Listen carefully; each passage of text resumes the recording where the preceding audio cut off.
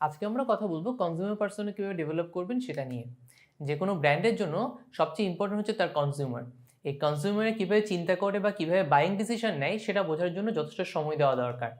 কনজিউমাররা কীভাবে চিন্তা করে, কি দেখে, করে, কীভাবে সব আইডেন্টিফাই করে আপনাকে সঠিকভাবে কনজিউমার পার্সোনা তৈরি করতে হবে।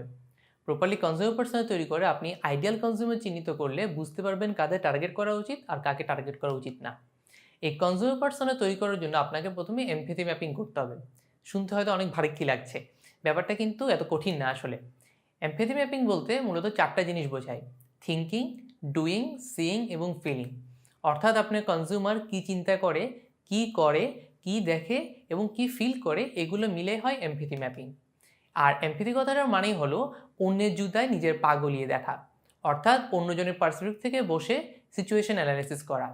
আপনার মনে প্রশ্ন আসতেই পারে, মার্কেটিং করতে হলে এত সব জানার কি দরকার?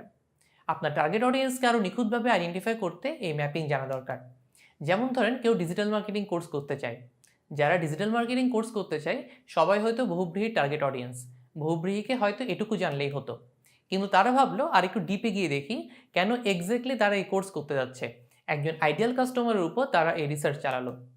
ধরা যাক বহুব্রীহির এরকম এক আইডিয়াল কাস্টমারের নাম নীরা। তার নিজস্ব অনলাইন জুয়েলারি বিজনেস আছে। এতদিন ফ্রেন্ডস অ্যান্ড ফ্যামিলির কাছে সে জুয়েলারি সেল করেছে, আর সাথে সাথে কিছু রেফারেন্সও সেল হয়েছে। এখন নীরা বিজনেসকে আরও বড় করতে চায়, এজন্য সে ডিজিটাল মার্কেটিং কোর্সের জন্য ইন্টারেস্টেড। প্রথম ধাপ থিঙ্কিং, অর্থাৎ সে বিজনেস পারফরমেন্স ইমপ্রুভ করার জন্য এবং নিজের বিজনেসকে আরও বড় করার চিন্তা করছে। সিইং ধাপ নিয়ে যদি বলি, নীরা এখন দেখছে প্রপার স্ট্র্যাটেজি নিয়ে ডিজিটাল মার্কেটিং করলে বিজনেসে এন্ডলেস অপরচুনিটি, এবং ডিজিটাল মার্কেটিং কোর্সও চারদিকে অনেক, এটাও সে দেখলো।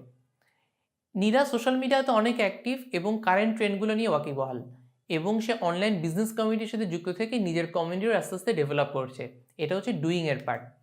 আর নীরা বেশ এনার্জেটিক, হ্যাপি অ্যান্ড স্যাটিসফাইড, সে প্রাণচাঞ্চল্যে ভরপুর, এটা হলো ফিলিংয়ের পার্ট। এভাবে তৈরি হয় এমপ্যাথি ম্যাপিং।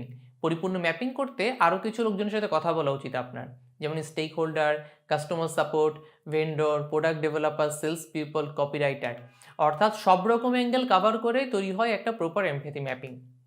এখন এই চার ধাপে আমরা যখন একটা এমপ্যাথি ম্যাপিং করে ফেললাম, এখন আমাদের কাজ হলো নীরার একটা কনজিউমার পার্সোনা তৈরি করা, এবং বেশ কয়েকজন আইডিয়াল কাস্টমারদের কনজিউমার পার্সোনা তৈরি করতে পারলে আমরা সামষ্টিক একটা কনজিউমার পার্সোনাও তৈরি করে ফেলতে পারবো। A customer person is basically profile of এর আইডিয়াল কাস্টমার। একে অনেকে এই জন্য কাস্টমার প্রোফাইলিংও বলে। একটা কাস্টমার পার্সোনাতে কী কী থাকে: demographics, consumer behaviour and preference, believes, attitudes and values, pain points or challenges, যেসব নিড তারা ফুলফিল করতে পারেনি এবং কীভাবে সেটা আপনার প্রোডাক্ট বা সার্ভিসের সাথে রিলেটেবল, বা তারা ইনফরমেশন বা এন্টারটেনমেন্টের জন্য কোন কোন চ্যানেলে যাচ্ছে, সব কিছু মিলে কিন্তু একটা কনজিউমার পার্সোনা তৈরি হয়।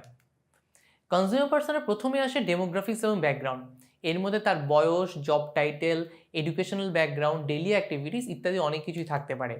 যেমন নীরার ক্ষেত্রে তার বয়স হচ্ছে ধরি আমরা 30, এবং সে একজন মেয়ে, বিবাহিত, স্বামী ফিনান্সিয়াল সেক্টরে কাজ করে, ঢাকার মিরপুরে সে বাস করে, মধ্যবিত্ত পরিবারে তারা বিলং করে। এরপর হলো হবিজ, যেমন নীরার হবি হলো বাগান করা, অয়েল পেন্টিং করা, গান করা। এরপর গোলস, পার্সোনাল গোলস এবং প্রফেশনাল গোলস ইনক্লুড থাকে এখানে। যেমন আমাদের এই এক্সাম্পলে নীরার গোলস হলো ডিজিটাল মার্কেটিং এক্সপার্ট হওয়া এবং সেই নলেজ কাজে লাগিয়ে জুয়েলারি বিজনেসকে আরও বড় করা। এরপর আসে নিডসের পার্ট। এটা খুবই ইম্পর্টেন্ট, কারণ নীরা একটা ডিজিটাল মার্কেটিং কোর্স থেকে কী চায় এক্স্যাক্টলি। সে ডিটেল কন্টেন্ট চায়, লাইভ প্রজেক্ট চায়, মেন্টরদের কাছ থেকে ইমিডিয়েট ফিডব্যাক চাই, নিজস্ব পেসে শিখতে চায়, কোনো টাইম বাউন্ড যেন সেখানে না থাকে সেটাও চাই, এবং সে যে টাকাটা দিচ্ছে কোর্সে সেটা যেন অর্দি হয়। তার নিডস মোটামুটি এগুলোই। আর তার গোল মিট করতে ব্যারিয়ারগুলো কী কী, কী কী প্রবলেম ফেস করছে সে, কী কী ফ্যাক্টর তাকে আটকিয়ে রাখছে। যেমন নীরা দেখলো যেসব বিদেশি কন্টেন্ট অনলাইনে অ্যাভেলেবেল তার সাথে সে রিলেট করতে পারছে না। আবার লোকাল কোর্সগুলো অ্যানালিসিস করে সে দেখলো ফিডব্যাক স্লো অনেক, আবার কন্টেন্টও ভালো না। এই পেইন পয়েন্টগুলো বোঝাও কিন্তু বেশ জরুরি, তাহলে আপনার প্রোডাক্ট বা সার্ভিসের মধ্যে এসব ফিচার ইনক্লুড করা যেতে পারে। এখন এই অ্যানালিসিস করে নীরা একটা কনজিউমার পার্সোনা ক্রিয়েট হয়ে গেল। এখন বহুব্রী এভাবে আরও কিছু টার্গেট কাস্টমারদের মধ্যে থেকে রিসার্চ করে যদি এভাবে কনজিউমার পার্সোনা ক্রিয়েট করে, তাহলে বহুব্রী বুঝতে পারবে কোর্সের মধ্যে এক্স্যাক্টলি কী কী রাখা উচিত এবং কোন কোন ওয়েতে কমিউনিকেশন করা উচিত। সো টার্গেট মার্কেট এবং কনজিউমার পার্সোনা কিন্তু দুটো আলাদা ব্যাপার। টার্গেট মার্কেট হচ্ছে যাদের একই ধরনের বৈশিষ্ট্য থাকে, কিন্তু সেই বৈশিষ্ট্য বাদেও প্রতিটা মানুষের আলাদা আলাদা নিজস্ব শখ, স্বভাব ইত্যাদি থাকে। আর কনজিউমার পার্সোনা ব্যবহার করে আপনি সেই বৈশিষ্ট্যগুলো চিহ্নিত করতে পারবেন।